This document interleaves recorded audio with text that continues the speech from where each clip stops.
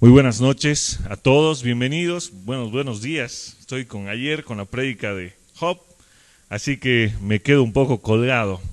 Bienvenidos a todos los que nos acompañan, Dios bendiga sus vidas, Dios guarde sus corazones en esta mañana. A los que van a ver en la noche igual, Dios bendiga sus vidas, Dios los guarde y Dios pueda hablarnos a través de su palabra en esta mañana. Voy a invitarte a que puedas abrir tu Biblia en el Evangelio de Juan. Vamos a continuar nuestra enseñanza del anterior domingo. No vamos a terminar el capítulo, pero sí vamos a avanzar gran parte de este pasaje. Y puedas leer conmigo ahí donde estás, puedas meditar en ello mientras vamos leyendo. Vamos a leer desde el verso 20 hasta el verso 36. Y vamos a estar orando posteriormente. Dice la palabra Señor, el día siguiente, había ciertos griegos entre los que había subido a adorar en la fiesta. Estos pues se acercaron a Felipe, que era de Betsaida de Galilea, y le rogaron diciendo: Señor, quisiéramos ver a Jesús. Felipe fue y se lo dijo a Andrés. Entonces Andrés y Felipe se lo dijeron a Jesús. Jesús les respondió diciendo: ha llegado la hora para que el Hijo del Hombre sea glorificado. De cierto os digo, que si el grano de trigo no cae en la tierra y muere, queda solo, pero si muere, lleva mucho fruto. El que ama su vida la perderá, y el que aborrece su vida en este mundo para vida eterna la guardará. Si alguno me sirve, sígame, y donde yo estuviere, allí también estará mi servidor. Si alguno me sirviere, mi Padre le honrará. Ahora está turbada mi alma, ¿y qué diré? Padre, sálvame de esta hora, mas para esto he llegado a esta hora. Padre, glorifica tu nombre. Entonces vino una voz del cielo: lo he glorificado y lo glorificaré otra vez. Y la multitud que estaba allí y había oído la voz y decía que había sido un trueno, unos decían: un ángel le ha hablado. Respondió Jesús y dijo: no ha venido esta voz por causa mía, sino por causa de vosotros. Ahora es el juicio de este mundo. Ahora el príncipe de este mundo será echado fuera. Y yo, si fuere levantado de la tierra, a todos atraeré a mí mismo. Y decía esto dando a entender que de qué muerte iba a morir. Les respondió la gente: nosotros hemos oído de la ley que el Cristo permanece para siempre. ¿Cómo pues dices tú que es necesario que el Hijo del Hombre sea levantado? ¿Quién es este Hijo del Hombre? Entonces Jesús le dijo: aún por un poco está la luz entre vosotros. Andad entre tanto que tenéis luz, para que no os sorprendan las tinieblas. Porque al que anda en tinieblas no sabe dónde va. Entre tanto que tenéis luz, creed en la luz, para que seáis hijos de luz. Vamos a orar. Amado Dios, te doy gracias, Señor, por permitirnos estar un domingo más congregados en tu nombre, Padre, para celebrar tu día glorioso de resurrección, para darte culto, honra, para glorificar que tú eres santo y digno, Señor. Te doy gracias porque nos has amado desde antes de la fundación del mundo, sin haber visto mérito alguno en nosotros, Señor, sino por el beneplácito de tu voluntad, Señor, para gloria de tu nombre has decidido rescatarnos, Padre. Te pido que en esta mañana puedas darme la sabiduría, la paz y la tranquilidad para exponer las Escrituras de una forma correcta en base a tu gloria y tu soberanía, Señor. Te entrego la vida de cada persona que está escuchando a través de internet, de cada persona que está presente en este lugar, para que tú puedas abrir nuestro entendimiento, Señor, y tu palabra pueda penetrar profundamente en nuestros corazones, Padre. Te entrego todo lo que somos como iglesia. Nos entregamos a ti humildemente para escuchar tu dulce voz en esta mañana. En el nombre de Cristo Jesús. Amén. Amén.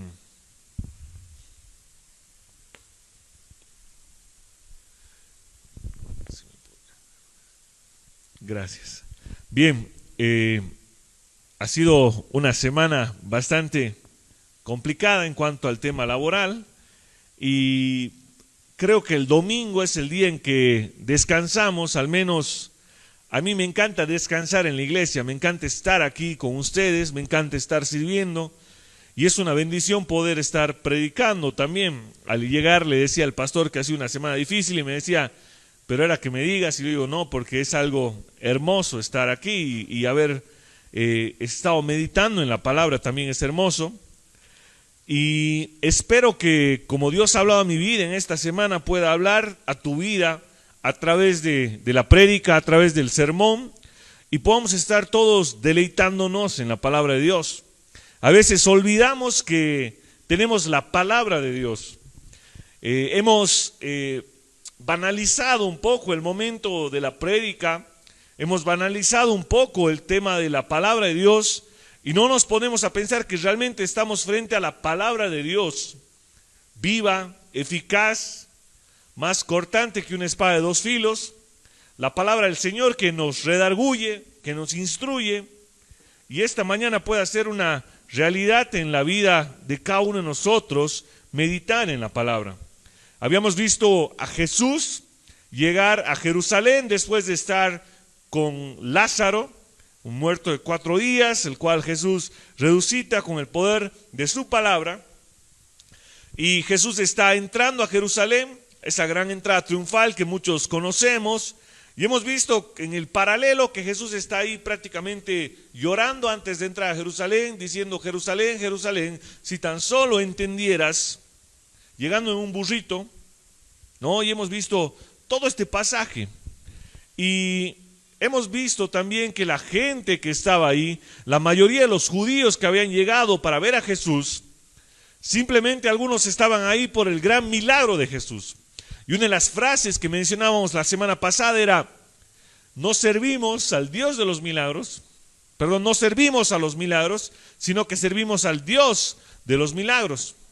Y yo les decía que esta gente creía que había un Dios, creía que Jesús había llegado y quizás como una fe de ratas, puedo decir en esta mañana que esta gente creía como el mundo cree, y no se malinterpretan porque yo decía, creer no salva, creer en Dios no salva, pero el sentido era que creer en Dios como el mundo cree no salva. Creer en Dios simplemente porque, sí, creo que existe un creador, creo que hay alguien que ha hecho todo. Creer simplemente así no salva. Lo que realmente salva es que Jesucristo es Dios verdadero, que Jesucristo es verdaderamente Dios y verdaderamente hombre, que ha venido a este mundo para pagar el precio que tú y yo nunca podíamos haber pagado, soportando la ira de Dios.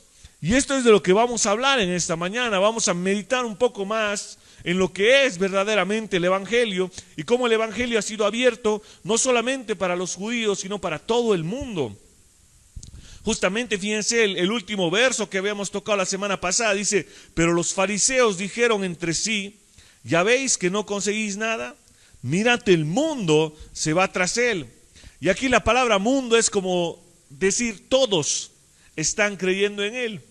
Y justamente continúa nuestro texto de esta mañana diciendo, había ciertos griegos entre los que había subido a adorar en la fiesta. Fíjense, había un par de griegos, no sabemos cuántos, yo digo un par, pero quizás hayan sido mal. Puede que hayan sido gentiles que se habían convertido al judaísmo, que se llamaban judíos prosélitos, o pueden que hayan sido gentiles temerosos de Dios. Justamente Cornelio en Hechos 10, la Biblia lo describe como un hombre, en este caso un romano, no un griego, pero un hombre temeroso de Dios. Entonces había gente que no era del pueblo de Israel, que los denominaban gentiles temerosos de Dios. Puede que estos griegos hayan sido gentiles temerosos de Dios, que habían buscado la verdad. Ustedes, si se ponen a meditar, los griegos eran hombres que buscaban la verdad, y en medio de esta búsqueda seguramente se habían topado con el Dios de Israel, el Dios poderoso, el único Dios verdadero, y habían entendido un poco seguramente, no sé, pero estaban ahí para adorar en la fiesta a la que Jesús había llegado. Recuerdan, habían grandes multitudes en la fiesta. Les decía que más o menos se calcula que 2 millones de personas habían llegado a Jerusalén para estar en esta fiesta. Y dice que estos judíos se acercaron a Felipe y le dijeron, Señor, quisiéramos ver a Jesús. Y es algo muy importante, porque en este punto Jesús deja de ser un profeta simplemente para los judíos y se convierte en el profeta para todas las naciones. Es el mensaje de apertura de la salvación del mundo para todos. Jesús está recibiendo a estos griegos, mostrando que la salvación, que el rey, que el Mesías prometido, que aquel que todos gritaban, Hosana, Hosana, no solamente iba a salvar al pueblo de Israel, no solamente iba a ser un gran salvador político, no simplemente iba a ser un gran guerrero que iba a salvar al pueblo de Israel del yugo y de la esclavitud romano, sino que iba a ser un salvador eterno, que iba a salvar a todo el mundo de su condición. Esa es la apertura del Evangelio. Y fíjense, me encanta porque no quiero especular, pero nada en las Escrituras está por estar. Nada está puesto por acaso. Empezaba diciendo, estamos frente a la palabra del Señor, y la palabra del Señor dice que estos judíos habían dicho que quisiéramos ver a Jesús.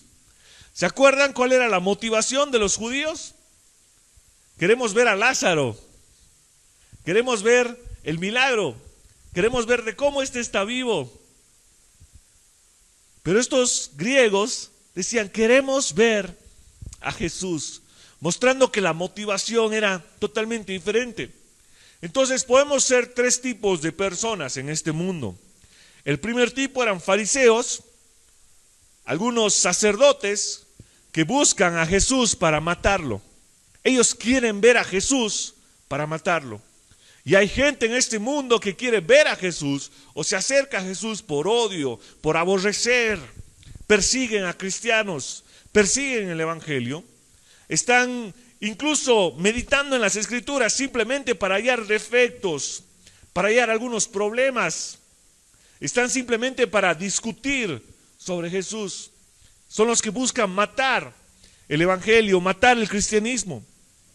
Existe un segundo tipo de persona, que son las personas que se acercan a Jesús para ver los milagros. Yo quiero el cristianismo porque me han dicho que el cristianismo te va a quitar los problemas, que me va a dar un mejor auto, un mejor estilo de vida. Y como alguien dice por ahí, vive tu mejor vida ahora. Y dicen, yo quiero ese Jesús. Y de repente también se desilusionan con el tiempo y se dan cuenta que el cristianismo no había sido todo un mar color de rosas, mientras estamos de este lado de eternidad. Pero creo que hay un tercer tipo de personas que son los que vienen a buscar a Jesús por lo que Él es y por lo que Él realmente nos dio a través de la cruz del Calvario. Están aquellos cristianos que buscan a Cristo por lo que Él realmente es. Y creo que estos griegos estaban ahí buscando a Jesús. Queremos ver a Jesús. Y que nuestra motivación en esta mañana y cada día de nuestras vidas sea, quiero ver a Jesús. Quiero estar con Jesús. No simplemente por lo que Él me puede dar, sino por lo que Él es, como muchas veces hemos dicho. Y continúa el pasaje diciendo, Felipe fue y se lo dijo a Andrés. Entonces Andrés y Felipe se lo dijeron a Jesús. Y aquí quiero hacer algo rápido. Andrés era hermano de Pedro. Y creo que, no quiero especular, no me gusta especular con la palabra. Me gusta simplemente hablar lo que la palabra dice. Pero creo que Felipe y Andrés no están ahí una vez más de gana. Y creo que, aunque nosotros nos ponemos a pensar, Felipe, uno de los apóstoles, no muy mencionado, no es un gran Juan, no ha escrito ningún evangelio, no es un gran Mateo. Y también tenemos un Andrés, hermano de Pedro, quizás opacado por el ministerio futuro de su hermano.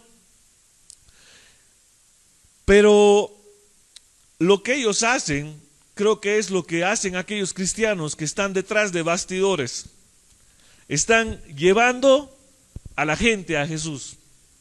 Son los que simplemente quizás nunca notamos y son aquellos que quizás nunca estén aquí adelante predicando con un micrófono, quizás nunca estén delante, pero están ahí llevando a la gente a Cristo. Hermano, no menosprecies el ministerio que Dios te ha dado. No menosprecies el servicio que Dios te ha dado. Dios no va a demandar dones que quizás no te haya dado, pero sí va a demandar Felipes, sí va a demandar Andréses, que traían gente a Jesús. Ni siquiera le hablaban, simple decían, ven, te llevo a Jesús. Creo que ese es el paso. Y quizás Felipe ni siquiera sabía qué hacer, o sea, ¿qué hago con estos griegos? Y Andrés, ¿qué hago con ellos?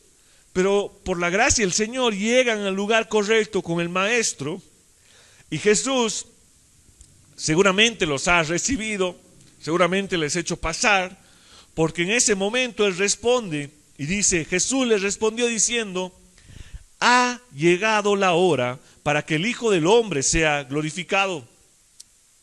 Ha llegado la hora. Fíjense, esto es hermoso porque si ustedes se ponen a pensar en todos los pasajes anteriores en los cuales hemos estado meditando, Jesús decía, no es el tiempo, no ha llegado la hora, no es el tiempo, ¿no? Y venía su madre para que convierta el agua en vino y le decía, mujer, no es mi hora. Pero en este momento, cuando llegan estos griegos, algunos teólogos dicen justamente porque es el punto crucial en el que el evangelio se abre a todo el mundo, en que este Mesías va a ser el salvador de todos, y esto empieza a ser percibido, y es el momento en que Jesús dice, ya ha llegado la hora. Obviamente es especular un poco, quizás simplemente haya llegado el momento en el que él sabía que iba a ser crucificado unos días más tarde. Pero quizás había esa posibilidad de lo que los gentiles creían. Ha llegado la hora de que el Hijo del Hombre sea glorificado. Y esto es importante porque si ustedes van al libro de Daniel, capítulo 7, van a ver una serie de eventos escatológicos. Y en medio de estos eventos escatológicos se empieza a hablar de algunas bestias que representan imperios. Imperio medo-persa, imperio griego, imperio romano. Justamente eso lo explica el mismo Daniel dentro de su libro. Y en el momento en el que vence el Mesías, derrota a estas bestias, básicamente el Hijo del Hombre es levantado y se presenta frente al Anciano de Días victorioso. Así que utilizar el término Hijo del Hombre, justamente para alguien que estaba entendiendo el Antiguo Testamento en la época, la Septuaginta, era entender que Jesús se estaba refiriendo a la profecía de Daniel 7, diciendo, yo soy el Hijo del Hombre, yo soy el que he venido a triunfar, que he derrotado las bestias y me voy a presentar ante el Anciano de Días. Entonces, su declaración frente a los judíos era bastante fuerte. No estaba simplemente diciendo, soy el hijo de algún humano, sino que este término Hijo del Hombre era un término que mostraba que Jesús era el victorioso. Entonces, quizás en medio de esto, algunos decían, una vez más, pensaban y se les metía aquel mensaje político de que este es el que ha venido a destrozar las bestias, a destrozar los imperios. Pero no entendían que había algo mucho más glorioso, mucho más grande. Porque les dice, ha llegado el momento que el Hijo del Hombre sea glorificado. Y obviamente sabemos, les he hablado un poco la semana pasada, que la glorificación es el momento de la cruz, los 40 días y la ascensión de Jesús al cielo, o sea, todo ese es el proceso de la glorificación. Pero Jesús aquí nos explica qué significa ser glorificado. Fíjense el verso 24. Dice, de cierto os digo. Fíjense esa conexión, dice, Jesús les respondió diciendo, ha llegado la hora para que el Hijo del Hombre sea glorificado. De cierto os digo, que si el grano de trigo no cae en la tierra y muere, queda solo, pero si muere, lleva mucho fruto. Jesús les está diciendo, ¿saben cómo voy a ser glorificado? Voy a morir, voy a padecer por ustedes, pero no simplemente voy a morir, sino que voy a resucitar. Y mi resurrección y el mensaje del Evangelio va a dar mucho fruto. Dice, y hace esa analogía diciendo, la semilla, el fruto eterno. Dice, si esta semilla se la deja sin plantar, simplemente se pudre y no sirve para nada. Eso es lo que pasa. Si no cae en tierra, no pasa nada. Entonces, ¿qué necesita? Dice, el grano necesita caer en la tierra, morir, porque el grano, recuerden, cuando está en la tierra, ¿qué pasa? Se rompe y empieza a salir la plantita y empieza a dar fruto. Entonces Jesús está mostrando esta analogía. Les dice, ¿saben cómo voy a ser glorificado? Voy a morir. Pero no va a ser una muerte que simplemente va a ser vana y temporal, sino que va a ser una muerte que va a dar mucho fruto. Una muerte de fruto eterna. Va a ser una cosecha abundante. Y es una cosecha tan grande y abundante que más de 2000 años después estamos sentados en otro continente, en otro lugar del mundo, escuchando el mensaje del Evangelio, la voz de Cristo, mostrando que esta profecía gloriosa y eterna es una verdad que rompe no solamente generaciones, sino rompe etnias, rompe sexualidad, rompe absolutamente todo. Y el mensaje de Cristo es el mensaje más grande que tú y yo podemos escuchar en esta noche. Es el mensaje de salvación para muchos, de aquel que ha dado su vida por todos aquellos que han de creer en Él. Y justamente, fíjense, dice, les explica un poco que no solo Él tiene que dar mucho fruto, no solamente Él va a morir, sino dice ustedes también. Aquellos que quieren ser mis discípulos también deben nacer de nuevo, también deben morir para dar mucho fruto. Fíjense, verso 25, el que ama su vida la perderá, y el que aborrece su vida en este mundo para vida eterna la guardará. Básicamente está diciendo, como yo, así también ustedes, discípulos, van a dar fruto, pero van a dar fruto muriendo a sus viejos yos, muriendo a sus viejas vidas. Quieren dar fruto, deben ser una semilla que muere a su pasado y que tiene un nuevo presente por el poder de Cristo. Cualquiera que quiere seguirme, dice Jesús, ¿no ve? Y no toma su cruz, no es digno de ser mi discípulo. El que ama su vida la perderá, y el que aborrece su vida en este mundo para vida eterna la guardará. Y aquí aborrecer, la palabra se traduce como que amar menos o ser de menor estima, ¿no? Entonces básicamente está diciendo, aquellos que han creído en el mensaje del Evangelio, aquellos que son de Cristo, van a dar fruto, pero dan fruto porque han dejado atrás su vida. Ya no me importa mi vida, ahora me importa Cristo. No me importan mis comunidades, ahora me importa Cristo. Todo lo que me importa y toda mi vida gira alrededor de Él. Ahora, ¿quieres saber, hermano, cómo pierdes tu vida? ¿Dónde empieza esa pérdida de vida? ¿Cómo es que perdemos nuestra vida? Y la respuesta está en el mismo pasaje, verso 26. Si alguno me sirve, sígame. Y donde yo estuviere, allí también estará mi servidor. Y si alguno me sirviere, mi Padre le honrará. ¿Quieres perder tu vida? Ponte al servicio de Jesús. Y esto no es solo para uno, esto no es solo para el predicador, todos están llamados al servicio, porque el servicio es, ya no me sirvo a mí, ya no me sirvo a mis comodidades, ahora sirvo al Rey de Reyes. Y soy un siervo por amor. Así que donde Dios te ha puesto, debes servir. Donde Dios te ha puesto, no debes servir tus propios deleites, debes servir al Rey glorioso. Ese es el llamado. Ese es el llamado. Todos estamos llamados a servir. Todos estamos llamados a estar ahí con Cristo Jesús como servidores, siguiéndole. Porque en medio de ese servicio nuestro Padre nos va a honrar. Y una vez más, quizás nos sirvas, y fíjense la conexión con Felipe y Andrés, como un Pedro. Quizás nos sirvas como un gran Juan. Quizás no estés alguna vez predicando o de repente en misiones por Mongolia y por cualquier otro país donde el evangelio aún es agresivo y no ha llegado.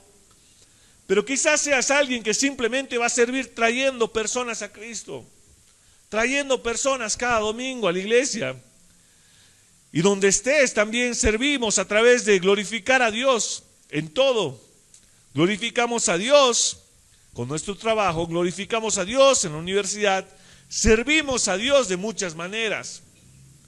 Desde hacer un buen trabajo, glorificamos a Dios presentándonos tranquilos en ese trabajo, presentándonos sin mancha, agradables.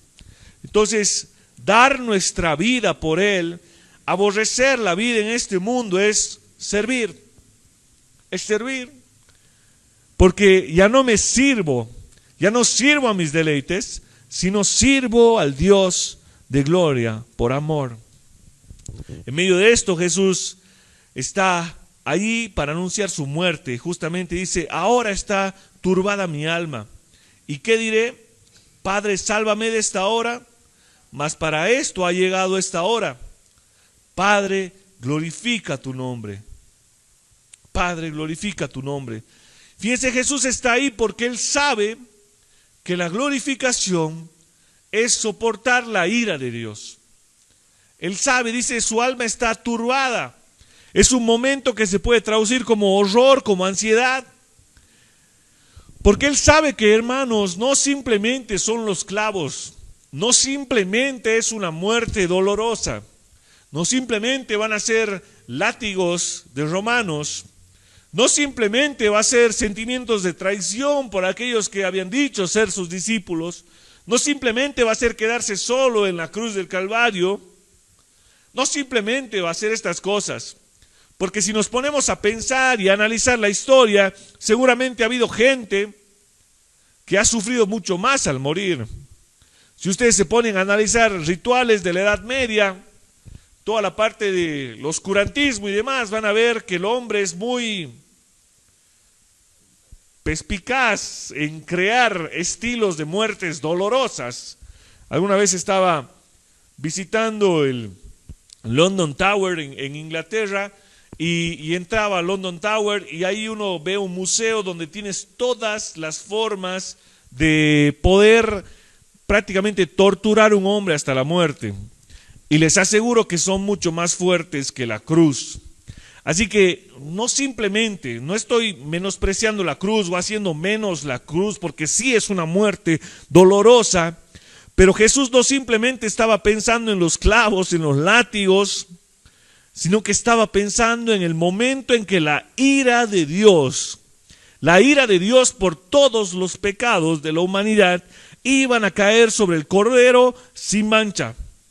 Al que no conoció pecado, por nosotros se hizo pecado.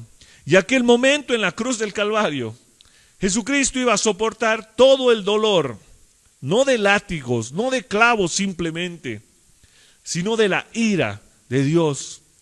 La ira de Dios recibida por el Cordero sin mancha. Eso es lo que Jesús estaba diciendo. Señor, en medio de esto mi alma está turbada, pero glorifica tu nombre. Glorifica tu nombre. Fíjense, Jesús vivía y moría para la gloria de Dios. Esto es glorioso. Si vemos a Juan 7:18, Jesús dice, estoy aquí para glorificar tu nombre en medio de su vida. Y esto es, yo creo que aparte de ver el sacrificio glorioso de Cristo en esto, debemos ver también que nosotros debemos vivir y morir para la gloria de Dios. Nuestra vida debe ser glorificar el nombre de Dios. Eso es importante. Fíjense, dice en medio de esto, dice, entonces vino una voz del cielo, lo he glorificado y lo glorificaré otra vez. Dios respondiendo a Jesús, ahí Dios Padre, a Dios Hijo, estoy aquí, he glorificado y lo voy a glorificar. Creemos en un único Dios, justo, santo y verdadero, que en el misterio del Dios Trino representado en Cristo, en el Dios Padre y en el Espíritu Santo. Esto es difícil de entender humanamente, pero por fe comprendemos que es así.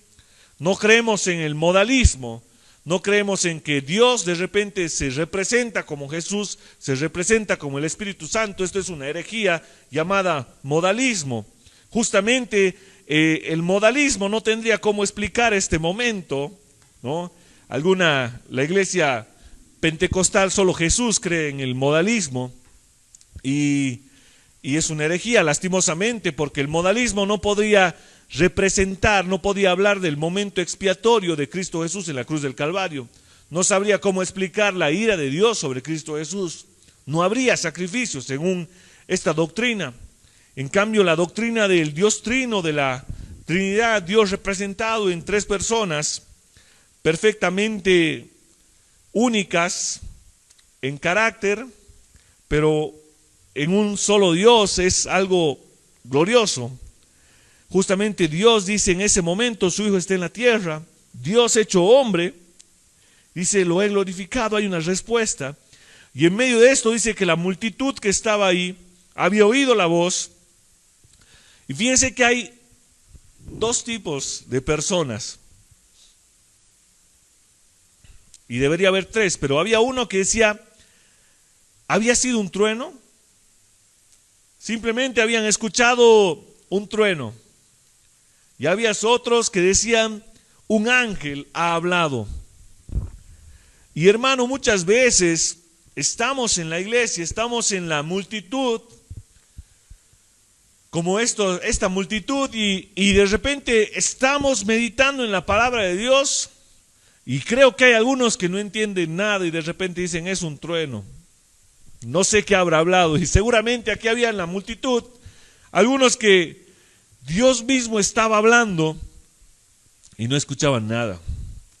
Y había otros que llegaban al otro extremo de decir es un ángel y era todo místico, pero tampoco entendían lo que estaba pasando. Y esta multitud solamente podrían haber escuchado el verdadero mensaje si sus oídos espirituales hubieran sido abiertos. No tenemos más detalles en el pasaje, pero Jesús les responde y dice, no ha venido esta voz por causa mía, sino por causa de vosotros, ¿no? Entonces, no estoy aquí por causa mía, es para que crean, es para que no se centren simplemente en las cosas materiales, temporales de este mundo, sino para que crean en el sacrificio glorioso que va a suceder, para que crean en mi nombre. Fíjense, dice, ahora el juicio de este mundo, ahora es el juicio de este mundo, ahora el príncipe de este mundo será echado fuera. Y yo, si fuere levantado en la tierra, a todos traeré a mí mismo. Y decía esto, dando a entender de qué muerte iba a morir. Hermanos, la cruz es la derrota de Satanás. La cruz es la derrota de este mundo, es el juicio, ahí inicia todo. Satanás no obra sin el permiso de Dios. No existe un dualismo. No existen dos fuerzas, la fuerza del mal y la fuerza del bien, que están en constante lucha. Esto no existe, esto no es bíblico. Esto es algo que se ha introducido en la doctrina de la iglesia. No sé cuándo, no sé exactamente en qué momento, pero muchos creen que de repente Satanás está peleando con Dios y constantemente están en lucha. Y obviamente hay una enemistad, obviamente hay una lucha, pero el diablo es como un cachorro, como un león que está encadenado y Dios permite hasta dónde va a actuar.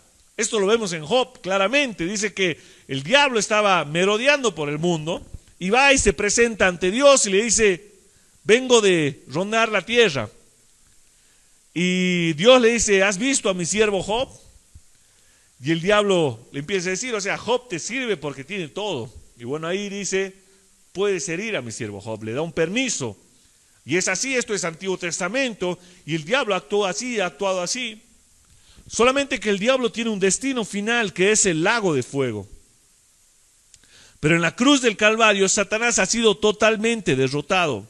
Satanás pensaba que era una gran victoria, pero en el fondo Dios tenía un plan mucho más grande, que era la derrota de Satanás. El príncipe de este mundo va a ser atado y echado fuera, y no tiene más dominio sobre nosotros. Es por eso que si has creído en el Evangelio, si has entregado tu vida a Jesús como tu Señor y Salvador, y has visto en Él el regalo más glorioso, la perla del gran precio, como siempre digo, no tienes que temer a Satanás, porque Él ha sido echado, amarrado, echado fuera y no tiene más dominio sobre nosotros. Ahora quien ejerce dominio sobre mi vida y tu vida es Dios mismo a través del Espíritu Santo, que constantemente nos regenera, nos cambia para hacernos más parecidos a Cristo. Y me encanta aquí la palabra en el verso 32, dice, y yo si fuere levantado, a todos atraeré a mí mismo. Fíjense, dice, hablando de su muerte justamente, dando a entender de qué muerte iba a morir, dice, atraeré a todos. Y me encanta porque aquí no es que va a traer a todo el mundo, toda criatura, sino que una vez más el contexto es todas las naciones. Voy a traer a todos, sin distinción de etnias, no importa el factor temporal, no importa cuándo hayan nacido, no importa dónde hayan nacido, yo voy a traer con mi muerte a todos, a todos. Y 2000 años después, muchos de nosotros hemos sido atraídos por Él, por su muerte expiatoria y gloriosa. Y en medio de esto, la gente había entendido esto. Fíjense, ellos habían entendido ya, pero qué raro estábamos pensando que era el Mesías, te hemos recibido con palmas por el camino, gritando, Hashaná, Hashaná, sálvanos ahora, ¿se acuerdan? Te hemos recibido ahí, y ahora nos dices que vas a morir, ahora nos dices que vas a dar tu vida, ¿qué es eso de la semilla? ¿Qué es eso de la muerte? Y la gente tenía esta duda, fíjense, les respondió la gente, nosotros hemos oído la ley que el Cristo permanece para siempre. ¿Cómo pues tú dices que es necesario que el Hijo del Hombre sea levantado? ¿Quién es este Hijo del Hombre? Fíjense, la gente ¿acaso no eras el Hijo del Hombre? ¿Acaso no eras el rey escatológico que nos iba a librar de las bestias de Daniel? ¿Acaso no eres el rey? Si la palabra dice, y justamente quizás esté citando Isaías 9:7, que dice que justamente el reino del Hijo de David va a permanecer para siempre, o el Salmo 89:35, donde dice también que va a permanecer. Vamos a leer rápidamente ahí el Salmo 89, perdón.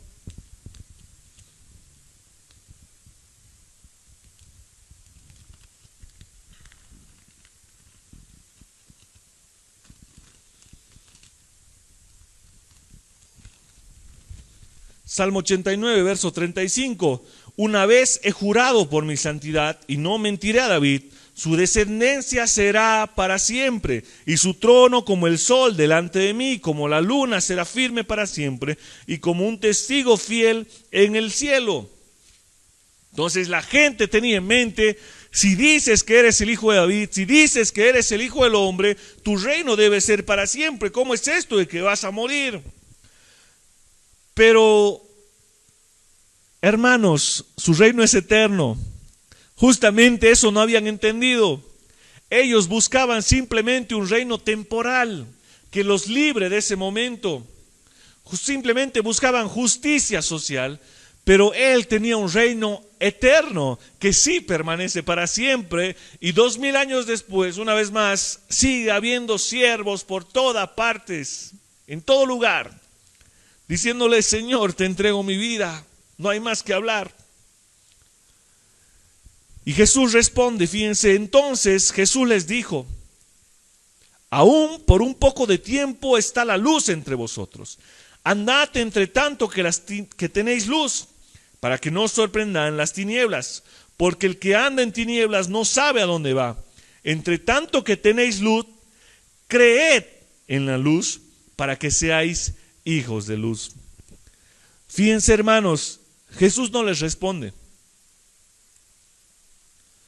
No les responde, ellos estaban buscando quizás que les explique. Mira, en Isaías capítulo 9, verso 7, decía que mi reinado iba a ser eterno, o en el Salmo 89 decía esto. Mira, hermano, has entendido mal. Jesús no les responde. Les dice, mientras la luz esté con ustedes, creed en la luz, porque hay un poco de tiempo, queda poco tiempo que la luz va a estar entre ustedes. Queda poco tiempo para que puedan creer. porque ahorita están andando en tinieblas, sin rumbo, no saben dónde ir. Así que vean la luz. Hermanos, Jesús no explica un argumento. Jesús no les dice, debes creer porque yo soy el Mesías por esto, por esto, por esto. Y muchas veces nosotros somos como estos judíos que estamos buscando argumentos. Entonces, si esto, a ver, ¿por qué dice esto? ¿Y por qué el otro? ¿Y por qué el otro? ¿Y por qué dice esto? ¿Y por qué es así? Y muchas veces es ¿por qué? ¿Por qué? ¿Por qué? ¿Por qué? Y hermanos, si necesitáramos un argumento, Dios hubiera mandado un argumento. Si necesitáramos un argumento, Dios hubiera mandado un gran economista, un gran filósofo que nos explique el sentido de la vida y por qué el mundo y cómo entender la Trinidad y muchas cosas. Pero hermanos, no necesitábamos un argumento, necesitábamos un sacrificio. Dios no nos mandó a entender muchas cosas, nos mandó a creer.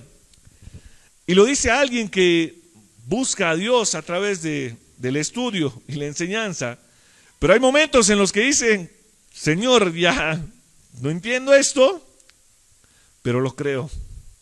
Hay momentos en los que la fe supera la razón. Dios no nos mandó un argumento, nos mandó un sacrificio. Porque no necesitamos saber por qué, necesitamos creer. Y Jesús termina diciendo, entonces que tenéis luz, creed en la luz para que seáis hijos de luz. Hermanos, en esta mañana, en este día, hay poco tiempo. Quizás para algunos sea glorioso decir, viene el Mesías en caballo blanco con el ejército celestial. ¡Qué glorioso día! Pero nadie tiene comprada su vida, hermanos. Para algunos quizás la oscuridad sea hoy en la tarde. Para algunos quizás la oscuridad sea de aquí a una semana. Para algunos quizás la oscuridad venga de aquí a un mes, un año. Pero mientras hay luz, mientras tus ojos pueden ver el poder de Cristo y el Evangelio, ven a Cristo. Cree en la luz para que seáis hijos de luz. No tengo un gran argumento. Lo único que puedo darte en esta mañana es a Cristo, el Evangelio. Diciéndote una vez más, como siempre digo, el tiempo es limitado. Nadie sabe su día, nadie sabe su hora.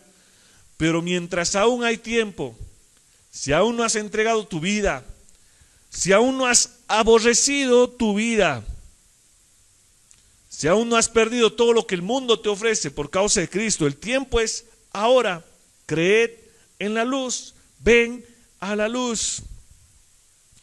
Si has entregado tu vida, si has visto en Él el tesoro más glorioso, la perla de gran precio, si has visto esa luz que te atrae, que es una luz que te renueva, sírvele, dale tu vida en servicio, hónrale, sirviéndole, no importa dónde estés, no importa si estás aquí adelante, no importa si estás sentado, no importa. Como Felipe y Andrés, trae a Cristo, trae más gente para que crean en Él, crean en la luz y vean la gloria del Evangelio en medio de gran tiniebla. Puedas ponerte de pie y podamos orar en